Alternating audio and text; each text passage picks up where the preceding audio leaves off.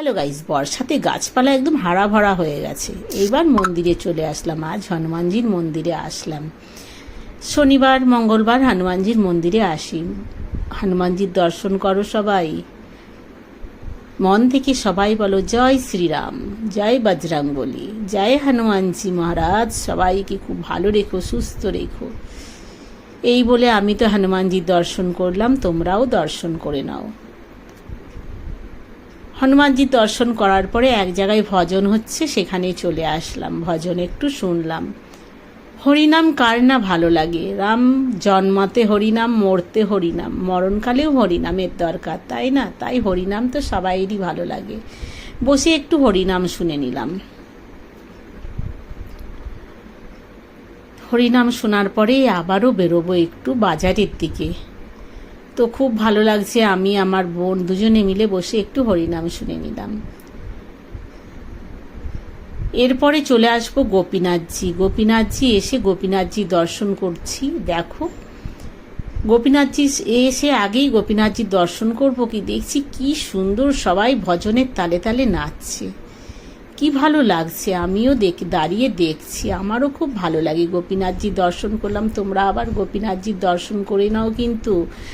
সবাই বলো রাধে রাধে। প্রথমে তো আমি হনুমানজির দর্শন করালাম, তারপর ভজন শুনলাম, তারপর গোপীনাথজি চলে আসলাম। গোপীনাথজি আমি প্রতিদিন আসি, খুব ভালো লাগে। ভজনের তালে তালে কি সুন্দর সবাই নাচে। তারপরে এবার একটু বাজারে বেরিয়ে পড়েছি। বাজারে বেরোনোর আগে বোন বলছে খুব খিদে পাচ্ছে, চল একটু পেট পুজো করে নিই। একটা মিষ্টি দোকানে ঢুকলাম, এক প্লেট করে মিষ্টি নিলাম। মিষ্টিগুলো একদম গরম তুলতুলে, খুব ভালো লাগছে গরম রসগোল্লা খেতে। আমি আমার বোন দুজনে গরম গরম রসগোল্লা খেয়ে নিলাম। Tasty tasty rasgulla. তোমরা তো পাশে নেই যে তোমাদেরকে খাওয়াতে পারলাম না। এই দেখো, এক গালে একটা রসগোল্লা ঢুকিয়ে দিলাম। খুব টেস্টি রসগোল্লাগুলো। 8-10টা খেলেও মন ভরে না।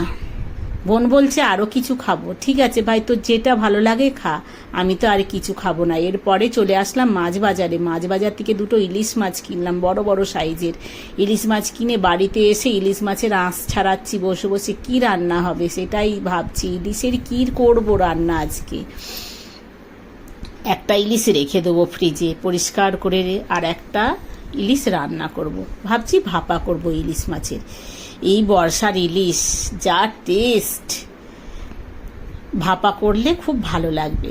ভিডিওটা তোমরা কেউ স্কিপ করবে না, আমার সাথে থাকবে, দেখবে ভিডিওটায় আমি কীরমভাবে ইলিশ ভাপা করি। আর তোমরা যে আমার ভিডিওগুলো দেখো তার জন্য মন থেকে থ্যাংক ইউ তোমাদেরকে। সবাই খুব ভালো থেকো, সুস্থ থেকো, আর সব সময় আমার পাশে থেকো, কিন্তু আমিও তোমাদের সবাইয়ের পাশে আছি। এবার ইলিশ মাছকে পরিষ্কার করে নিয়ে একটু ভিডিও করে নিলাম। এবার এটা ইলিশ ভাপা করবো। সবাই ভালো